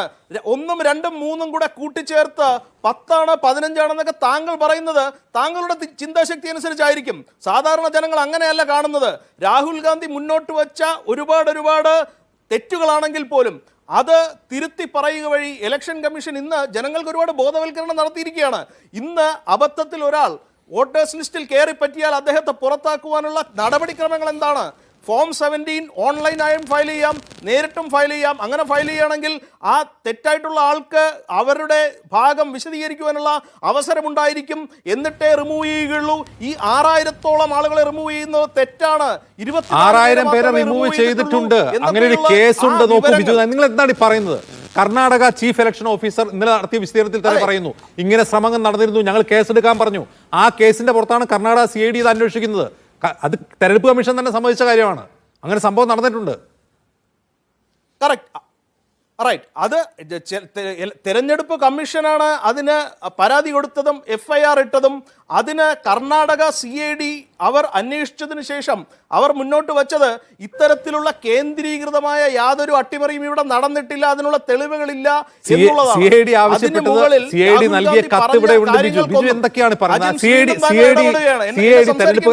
ഒരു നിമിഷം അതിൽ ക്ലാരിറ്റി വരുത്തണം. നമ്മൾ മിസ്ഇൻഫർമേഷൻ നടത്തരുതല്ലോ. CID തെരഞ്ഞെടുപ്പ് കമ്മീഷൻ കൊടുത്ത കത്ത് വരെ ഇന്നലെ പുറത്തു വന്നതാണ്. ആ കത്തിൽ എന്താണ് പറയുന്നത്? ഇത് കേന്ദ്രീകൃതമായി സെൻട്രലൈസ്ഡ് ആയി ആളുകളുടെ വോട്ട് ഡിലീറ്റ് ചെയ്തതാണ്. അവരുടെ IP അഡ്രസ്, അതിലുപയോഗിച്ച ഫോൺ നമ്പറുകൾ, അത് സംബന്ധിച്ച വിവരങ്ങൾ തെരഞ്ഞെടുപ്പ് കമ്മീഷൻ ഞങ്ങൾക്ക് തരണം. അതിന് മറുപടി കൊടുത്തിട്ടില്ല എന്നാണ് രാഹുൽ ഗാന്ധി പറഞ്ഞത്. അതെ, അപ്പൊ അവിടെയാണ് കോടതി വഴി ഈ പ്രശ്നങ്ങൾക്ക് പരിഹാരം ഉണ്ടാക്കാമെന്നുള്ളതേ ഉള്ളൂ. കോടതി ചോദിക്കുമ്പോൾ ഈ വിവരങ്ങൾ ഇലക്ഷൻ കമ്മീഷൻ തീർച്ചയായും കൊടുക്കുകയും തന്നെ ചെയ്യും. ഇവിടെ കോൺഗ്രസ് പ്രതി വളരെ കൃത്യമായി പറയുകയുണ്ടായി, ഇലക്ഷൻ കമ്മീഷൻ രാഹുൽ ഗാന്ധിയോട് മാപ്പ് അപേക്ഷിക്കാൻ ആവശ്യപ്പെട്ടു എന്നുള്ളത്. അദ്ദേഹം അത് പല പ്രാവശ്യം എടുത്തു പറയുകയും ഒരുപാട് കണ്ണീർ വാർക്കുകയും ഒക്കെ ചെയ്തു. പക്ഷെ അദ്ദേഹം പറയാതെ പോയ ഒരു കാര്യമുണ്ട്. ഇലക്ഷൻ കമ്മീഷൻ പറഞ്ഞത്, നിങ്ങൾ സത്യവാങ്മൂലം നൽകി ഈ വിവരങ്ങൾ മുന്നോട്ട് വയ്ക്കൂ, അല്ലെങ്കിൽ മാപ്പ് പറയൂ എന്നുള്ളതാണ്. ആ ആദ്യത്തെ കാര്യം ഇഫ് ദെൻ എന്നുള്ളതാണ്. ആ സത്യവാങ്മൂലം നൽകാൻ ആവശ്യപ്പെട്ടുകൊണ്ടുള്ള തെരഞ്ഞെടുപ്പ് കമ്മീഷന്റെ ആവശ്യം തന്നെ നിയമവിരുദ്ധമാണ് എന്ന് മുൻ തെരഞ്ഞെടുപ്പ് കമ്മീഷണർമാർ നിരന്നുവെന്ന് പറഞ്ഞതാണ് മാധ്യമങ്ങളിലൂടെ. അങ്ങ് കേട്ട് കാണും. അങ്ങനെ പറയാൻ പാടില്ല തെരഞ്ഞെടുപ്പ് കമ്മീഷൻ എന്നാണ് മുൻ തെരഞ്ഞെടുപ്പ് കമ്മീഷണർമാർ പറഞ്ഞത്. അതെ, യാതൊരു പരാതിയും നൽകുകയില്ല. പക്ഷേ ഞാനിങ്ങനെ ജനങ്ങളോട് സംസാരിക്കും. സർക്കാരിനെ സമ്മർദ്ദത്തിലാക്കുകയാണ് എന്റെ ജോലി. ബിജു, കഴിഞ്ഞ ഒരു 3-4 വർഷത്തിനിടയിൽ പ്രതിപക്ഷ കക്ഷികൾ, ഇന്ത്യ സഖ്യം, കോൺഗ്രസ്, CPM എത്ര പരാതികൾ തെരഞ്ഞെടുപ്പ് കമ്മീഷൻ കൊടുത്തിട്ടുണ്ട്? അതിന് തെരഞ്ഞെടുപ്പ് കമ്മീഷന്റെ പ്രതികരണം എന്തായിരുന്നു? ഇവിടെയും വീണ്ടും ഞാൻ പറയുകയാണ്, ഇലക്ഷൻ കമ്മീഷനിൽ വിശ്വാസമില്ല എന്നുണ്ടെങ്കിൽ അതിന് കോടതിയെ സമീപിക്കണം. അപ്പോൾ നിങ്ങൾ പറയും കോടതിയെയും വിശ്വാസമില്ല എന്ന് പറയും. അപ്പോൾ ഇത്തരത്തിൽ ഇന്ത്യയിലെ ഒരു ജനാധിപത്യ സംവിധാനത്തെയും വിശ്വാസമില്ല എന്ന് പറയുകയാണെങ്കിൽ അവിടെയാണ് ഒരു കലാപത്തിലൂടെ മാത്രമേ നമുക്കിനി ഒരു ഭാവിയുള്ളൂ എന്നുള്ള തരത്തിലുള്ള ചിന്താഗതിയും ആ ചിന്താഗതിയെ അതല്ല, നിയമ പോരാട്ടവും ക്യാമ്പയിനും കഴിഞ്ഞാൽ പിന്നെ നെക്സ്റ്റ് പടി കലാപമാണോ ശ്രീ ബിജു നായർ? ഇവിടെ സമരം എന്നൊരു ഓപ്ഷൻ ഉണ്ട്. സമരം ഭരണഘടന അനുവദിച്ചതാണ്. രാഹുൽ ഗാന്ധി അങ്ങനെ RSSും BJPയും ജനസംഘം ഒക്കെ സമരം ചെയ്തിട്ടുണ്ട്. അങ്ങനെ ഒരു ഓപ്ഷൻ ഉണ്ടല്ലോ, അതല്ലേ കോൺഗ്രസ് പറയുന്നത്? അതെ അതെ അതെ അജിംസ്, അവിടെയാണ് രാഹുൽ ഗാന്ധിയുടെ തെറ്റിദ്ധാരണയാണ് അവിടെ വളരെ വ്യക്തമായി പുറത്തു വന്നുകൊണ്ടിരിക്കുന്നത്. കാരണം ഇദ്ദേഹം തന്നെ ഇതിനു മുമ്പ് വോട്ടിംഗ് മെഷീനെ കുറിച്ച് ഒരുപാട് ഇതുപോലെ പറഞ്ഞിരുന്നതാണ്. അതിപ്പോ അടച്ചു വെച്ചിരിക്കുകയാണ്, അടുത്ത വോട്ടേഴ്സ് ലിസ്റ്റിലേക്ക് വന്നിരിക്കുകയാണ്.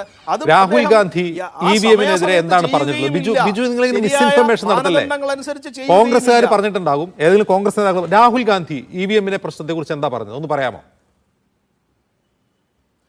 രാഹുൽ ഗാന്ധി EVM-നെ പ്രശംസിച്ച് പറഞ്ഞതായിട്ട് താങ്കൾ എവിടെയെങ്കിലും കേട്ടിട്ടുണ്ടോ? എത്രയോ എന്തിനാണ് പ്രശംസിക്കുന്നത്? അങ്ങനെ പ്രശംസിക്കാൻ പറ്റിയ അങ്ങനെ ഒരു വലിയ സാങ്കേതിക വിദ്യ കണ്ടുപിടുത്തൊന്നും അല്ലാതെ. അജിംസ്, ഒരു വളരെ കൃത്യമായ ഒരു കാര്യം ഇവിടെ ഉള്ളത്, ഇന്ന് നമ്മൾ പുറകോട്ടൊന്ന് തിരിഞ്ഞു നോക്കുകയാണെങ്കിൽ BJP സർക്കാർ അധികാരത്തിൽ വന്നത് തൊട്ട് കോൺഗ്രസിനേറ്റ പരാജയങ്ങൾക്കൊന്നും അവർ ഉത്തരവാദിത്വം ഏറ്റെടുത്തിട്ടില്ല. അവർ EVM-നെ വിമർശിച്ച് രംഗത്ത് വന്ന ആദ്യത്തെ ഇന്ത്യയിലെ രാഷ്ട്രീയക്കാരൻ ആരാന്നറിയാമോ ബിജു? അതുകൂടി കേൾക്കൂ. EVM-നെ പരസ്യമായി പാർലമെന്റിൽ വിമർശിച്ച ആദ്യം രംഗത്ത് വന്ന രാഷ്ട്രീയക്കാരൻ LK അഡ്വാണിയാണ്. അതേക്കുറിച്ച് പുസ്തകം എഴുതിയ ആദ്യത്തെ രാഷ്ട്രീയ നേതാവ് BJP-കാരനായ GLV നരസിംഹറാവു ആണ്, കോൺഗ്രസ്സുകാരല്ല. അതെ, അപ്പം ഇന്ന് പക്ഷേ വോട്ടിംഗ് മെഷീനെ ആരും കുറ്റം പറയുന്നില്ല എന്നുള്ളതാണ് ഞാൻ പറയുന്ന പോയിന്റ്. നമുക്ക് അഡ്വാനിക്കും GLV നരസിംഹറാവുവിനും പറയാം, കോൺഗ്രസ്സുകാർ പറഞ്ഞ പ്രശ്നം എന്താണോ? അങ്ങനെയല്ല, പണ്ട് പലരും പറഞ്ഞിട്ടുണ്ട്, രാഹുൽ ഗാന്ധിയും പറഞ്ഞിട്ടുണ്ട്, കോൺഗ്രസ്സുകാരും പറഞ്ഞിട്ടുണ്ട്, ചിലപ്പോൾ BJP-കാരും പറഞ്ഞിട്ടുണ്ടാവും. പക്ഷെ ഇന്നത് റിലവന്റ് അല്ല. ഇന്ന് വോട്ടിംഗ് മെഷീനെ എല്ലാവർക്കും വിശ്വാസമാണ്. ഇനി അതുപോലെ വോട്ടേഴ്സ് ലിസ്റ്റിനെ കുറിച്ചും നമുക്ക് പരാതികളുണ്ട്. BJP-ക്കുമുണ്ട്, കോൺഗ്രസിനുമുണ്ട്, CPM-നുമുണ്ട്, എല്ലാവർക്കുമുണ്ട്. അത് അതിൻ്റെതായ സമയത്ത് അതിൻ്റെതായ മാനദണ്ഡങ്ങൾ ഉപയോഗിച്ച് പരിഹരിക്കുവാനുള്ള മാർഗങ്ങളും നമുക്കുണ്ട്. അതായത് BJP പ്രതിപക്ഷത്തിരിക്കുമ്പോൾ EVM-നെ കുറ്റം പറയാം, BJP ഭരിക്കുമ്പോൾ കോൺഗ്രസ് പറയാൻ പാടില്ല. അങ്ങനെയാണ് ഇപ്പൊ പറഞ്ഞുകൊണ്ടിരിക്കുന്നത് നിങ്ങൾ. അതായത് BJP പ്രതിപക്ഷത്തിനായിരുന്നപ്പോൾ ഞാൻ വളരെ കോൺഗ്രസ് പ്രതിപക്ഷത്തിരിക്കുമ്പോൾ പറഞ്ഞ അത് ഭയങ്കര പ്രശ്നമാണ്, കുറ്റം പറയാൻ പാടില്ല. അങ്ങനെയാണോ? അങ്ങനെയല്ല അജിംസ്, അല്ല, താങ്കളാണ് വളച്ചൊടിക്കുന്നത്. കോൺഗ്രസും പറഞ്ഞിട്ടുണ്ട്, BJP-യും പറഞ്ഞിട്ടുണ്ടാകാം. എനിക്ക് അറിഞ്ഞൂടാത്ത കാര്യമാണ് താങ്കൾ പറഞ്ഞത്. ഞാൻ താങ്കളെ വിശ്വസിക്കുകയാണ്. ഞാൻ പറയുന്നത് ഇത്രയേ ഉള്ളൂ. ഇന്ന് ആർക്കും അവർ ഡെമോക്രസി ഇൻ ഡേഞ്ചർ എന്ന് പറയുന്ന ഒരു പുസ്തകമുണ്ട്. അത് എഴുതിയത് BJP-യുടെ രാജ്യസഭാംഗമായ GLV നരസിംഹറാവു ആണ്. അങ്ങൊന്ന് വായിച്ചു നോക്കിയാൽ മതി. Democracy in danger. ഇത്രയും കടുത്ത വാക്കുകളൊന്നും കോൺഗ്രസ്സുകാർ ഉപയോഗിച്ചില്ല. താങ്കളുടെ സജഷന് ഞാൻ വളരെ നന്ദി പറയുകയാണ്. പക്ഷെ അതല്ല ഇവിടുത്തെ ടോപ്പിക്ക്. ആ ബുക്ക് ആരെഴുതിയതാണ്, ആ ബുക്കിനകത്ത് എന്ത് പറഞ്ഞിരിക്കുന്നു എന്നുള്ളതല്ല ഇവിടുത്തെ ടോപ്പിക്ക്. ഇവിടുത്തെ ടോപ്പിക്ക് വളരെ വ്യക്തമായി ഇന്ത്യൻ ജനാധിപത്യം അപകടത്തിലാണ്. ഇലക്ഷൻ കമ്മീഷനും BJP-യും ഒത്തുചേർന്നുകൊണ്ട് തെരഞ്ഞെടുപ്പുകളെ അട്ടിമറിക്കുകയാണ്. അങ്ങനെയാണ് BJP അധികാരത്തിൽ വരുന്നത് എന്നൊന്നും പറഞ്ഞാൽ ഇന്ന് വിശ്വസിക്കാൻ തക്ക തെളിവുകൾ കോൺഗ്രസിന്റെ കയ്യിൽ പോലും ഇല്ല. അതുകൊണ്ടാണ് അവർക്ക് കോടതിയെ സമീപിക്കാൻ പറ്റാത്തത്. അതുകൊണ്ട് തന്നെ ജനങ്ങൾ അത് വിശ്വാസത്തിൽ ഇന്നലെ നടന്ന വാർത്താ സമ്മേളനത്തിൽ രാഹുൽ ഗാന്ധിയോട് മാധ്യമങ്ങൾ ഒരു ചോദ്യം ചോദിക്കുന്നു. ഈ സമരത്തെ നിങ്ങൾ എങ്ങനെ മുന്നോട്ട് കൊണ്ടുപോകാനാണ് തീരുമാനിക്കുന്നത് എന്ന് ചോദിക്കുമ്പോൾ അദ്ദേഹം വളരെ സ്പെസിഫിക് ആയി പറയുന്ന ഒരു കാര്യം, ഈ നാട്ടിൽ ഒരു നിയമവ്യവസ്ഥയുണ്ട്. ഈ നാട്ടിലെ ജനാധിപത്യത്തെ സംരക്ഷിക്കാനുള്ള ഒന്നാമത്തെ ഉത്തരവാദിത്തം ആ നിയമവ്യവസ്ഥയ്ക്കാണ്. അതായത് കോടതി അക്കൗണ്ടബിൾ ആക്കുകയാണ്. ഇവിടെ പല തെരഞ്ഞെടുപ്പ് കേസുകളും പരിഗണിക്കുമ്പോൾ സുപ്രീം കോടതി ആകട്ടെ ഹൈക്കോടതികളാകട്ടെ അവർക്കൊരു തരം റിസ്ട്രെയിൻഡ് സ്വഭാവമാണ്. അതായത് ഇത് തെരഞ്ഞെടുപ്പ് കമ്മീഷൻ ചെയ്യേണ്ട പണിയാണ്, അതിൽ ഞങ്ങൾ ഇടപെടണ്ട എന്നൊരു സ്വഭാവം കോടതികൾ പ്രകടിപ്പിക്കുന്നുണ്ട്. ഇവിടെ ഡെമോക്രസി ഇൻ ഡേഞ്ചർ ആണ്, തെരഞ്ഞെടുപ്പ് കമ്മീഷൻ സംശയനിഴലിലാണ്, ഇനി കോടതിയേ ഉള്ളൂ ആശ്രയം എന്നാണ് രാഹുൽ പറയാൻ ശ്രമിക്കുന്നത്. ശ്രീ സമ്പത്ത്.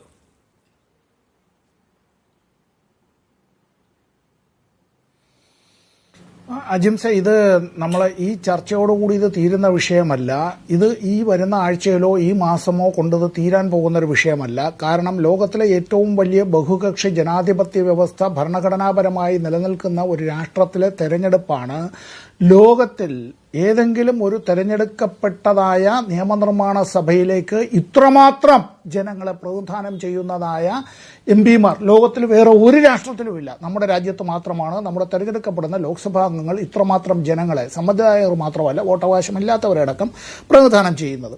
ഇവിടെ അജിംസ് ചോദിച്ചൊരു കാര്യവുമായി ബന്ധപ്പെട്ട് ഇപ്പോൾ ശ്രീ ബിജു ഇപ്പോൾ ചില കാര്യങ്ങളിലൂടെ പറഞ്ഞുവെങ്കിലും നമ്മളൊരു കാര്യം, ഓരോ വോട്ടും നിർണായകമാകുന്നത് എങ്ങനെയാണ് അജിംസെ?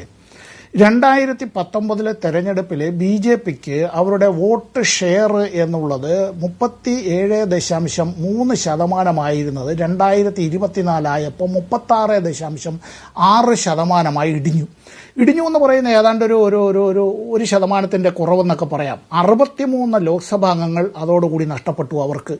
ഭൂരിപക്ഷം ഉണ്ടായിരുന്നതും 303 എന്നുള്ള MP-മാർ ലോക്സഭയിൽ ഉണ്ടായിരുന്നത് 240 എന്നുള്ള നിലയിലേക്കും ഭൂരിപക്ഷം ഇല്ലാത്ത നിലയിലേക്കും മാറി എന്നുള്ളത് നമ്മൾ കാണണം. തെരഞ്ഞെടുപ്പുമായി ബന്ധപ്പെട്ട ചില കാര്യങ്ങൾ പക്ഷേ ഈ രാഹുൽ ഗാന്ധി ചൂണ്ടിക്കാണിച്ചതും വാർത്തകളിലൊക്കെ വന്നതുമായി ബന്ധപ്പെട്ട ചില കാര്യങ്ങളുണ്ട്. അതിലൊന്ന് നേരത്തെ തന്നെ വന്നതാണ്. UP-യിലെ മീററ്റിൽ നിന്ന് തെരഞ്ഞെടുപ്പിന് മുമ്പ് ഡിലീറ്റ് ചെയ്തതായി 60,000 വോട്ടുകളെ പറ്റി പറയുന്നുണ്ട്. BJP ജയിച്ചത് 10,000 വോട്ടിനാണ്. ഇപ്പം നടക്കാനിരിക്കുന്ന ബീഹാറിലെ തെരഞ്ഞെടുപ്പുണ്ട്, ബീഹാറിലെ നിയമസഭാ തെരഞ്ഞെടുപ്പ്.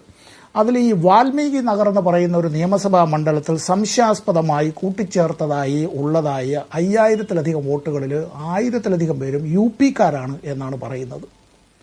ഇങ്ങനെ പലയിടത്തും നടക്കുക എന്ന് പറയുമ്പോൾ ഇതെല്ലാം യാദൃച്ഛികമായി സംഭവിച്ചതാണെന്നും പെട്ടെന്നെങ്ങാനും പൊട്ടിവീണതാണ് എന്നൊന്നും പറയാൻ പറ്റില്ല. അത് കൃത്യമായിട്ടുള്ള ആസൂത്രണം, അതിൻ്റെ ഗൂഢാലോചന, അതിൻ്റെ നടത്തിപ്പ്, ഇത്തരം കാര്യങ്ങളുമായി ബന്ധപ്പെട്ട കാര്യങ്ങളുണ്ട്. ഇനി തെരഞ്ഞെടുപ്പ് കമ്മീഷനെ സംബന്ധിച്ച് ഈ തെരഞ്ഞെടുപ്പ് കമ്മീഷണർമാരുടെ നിയമനവുമായി ബന്ധപ്പെട്ട സുപ്രീം കോടതിയിൽ ഹർജി ഇതുവരെ തീർപ്പാക്കിയിട്ടില്ല. സുപ്രീം കോടതിയുടെ ചീഫ് ജസ്റ്റിസ് അത്തരത്തിൽ ഈ ചീഫ് ഇലക്ഷൻ കമ്മീഷണറെ തിരഞ്ഞെടുക്കുന്നതായിട്ടുള്ള അതിൻ്റെ തെരഞ്ഞെടുപ്പ് നടത്തുന്നതിനായിട്ടുള്ള സെലക്ഷൻ പ്രോസസ്സിൽ ഒരു അംഗമായിരിക്കുക എന്നുള്ളത്, അങ്ങനെ ചീഫ് ജസ്റ്റിസിന് പങ്കെടുക്കാൻ കഴിഞ്ഞില്ലെങ്കിൽ ചീഫ് ജസ്റ്റിസ് നിർദ്ദേശിക്കുന്നതായിട്ടുള്ള മറ്റൊരു സുപ്രീം കോടതി ജഡ്ജി ഉണ്ടായിരിക്കുക എന്നുള്ളത്, കോടതി ഉത്തരവിനെ മറികടക്കാനായി പാർലമെന്റിലുള്ള ഭൂരിപക്ഷം ഉപയോഗിച്ചുകൊണ്ട് അങ്ങനെ നമ്മുടെ ജുഡീഷ്യറിയെ തന്നെ അവിടെ നിന്ന് വെട്ടിമാറ്റി. അതാണ് ഇന്ത്യ ഗവൺമെന്റ്. ഇപ്പോൾ ഈ തെരഞ്ഞെടുപ്പുമായി ബന്ധപ്പെട്ടുള്ള കാര്യങ്ങളെ സംബന്ധിച്ചുള്ള ചർച്ചകൾ നടക്കുമ്പോൾ ഇവിടെ കലാപത്തിനല്ല. ഇപ്പോൾ ഇവിടെ ശ്രീ ലിജു അങ്ങനെ പറഞ്ഞില്ല, ഞാനും അങ്ങനെ പറയുന്നില്ല.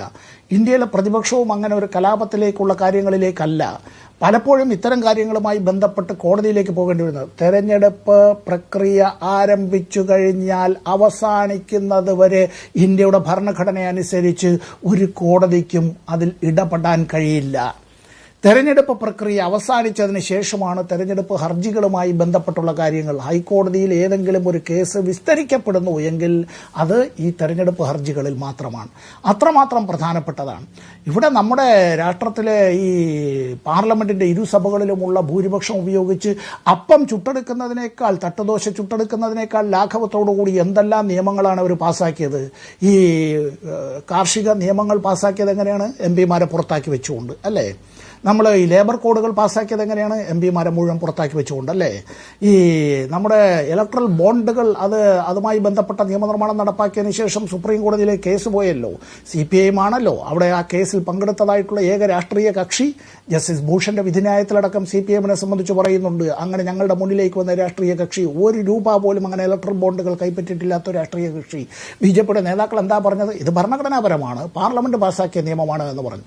ഇവിടെ എന്താ BJP ചെയ്യുന്നതെന്ന് ചോദിച്ചാൽ, BJP-യെ വിമർശിക്കുന്നവരെല്ലാം രാജ്യദ്രോഹികളാണ്, BJP-ക്കെതിരായ നിലപാടെടുക്കുന്നവരെല്ലാം രാഷ്ട്രീയ ശത്രുക്കളാണ്. തെരഞ്ഞെടുപ്പ് കേസുകളിൽ സുപ്രീം കോടതിയും ഹൈക്കോടതികളും ഉൾപ്പെടെ നിലവിലെ രാഷ്ട്രീയ കാലാവസ്ഥയിൽ സവിശേഷമായ ശ്രദ്ധ കൊടുക്കണമെന്നും തെരഞ്ഞെടുപ്പ് കമ്മീഷൻ എന്ന ഭരണഘടനാ സ്ഥാപനത്തെ സംരക്ഷിക്കാനും രാജ്യത്തെ ജനാധിപത്യത്തെ സംരക്ഷിക്കാനും ജുഡീഷ്യറിക്കും സവിശേഷമായ ഉത്തരവാദിത്തമുണ്ടെന്നും രാഹുൽ ഗാന്ധി ഇന്നലെ ഓർമ്മിപ്പിക്കുകയാണ്. അപ്പോൾ ആ ഓർമ്മപ്പെടുത്തൽ കലാപാഹ്വാനമല്ല, നമ്മുടെ ജനാധിപത്യ വ്യവസ്ഥയെ ജനങ്ങൾ തന്നെ ശക്തിപ്പെടുത്തുക, ജനങ്ങൾ തന്നെ താങ്ങി നിർത്തുക, സംരക്ഷിക്കുക എന്നുള്ള ഓർമ്മപ്പെടുത്തൽ കൂടിയാണ്. വളരെ നന്ദി ശ്രീ സമ്പത്ത്, ശ്രീ ബിജു, ശ്രീ M. ലിജു ഇത്രയും സംസാരിച്ചതിന്.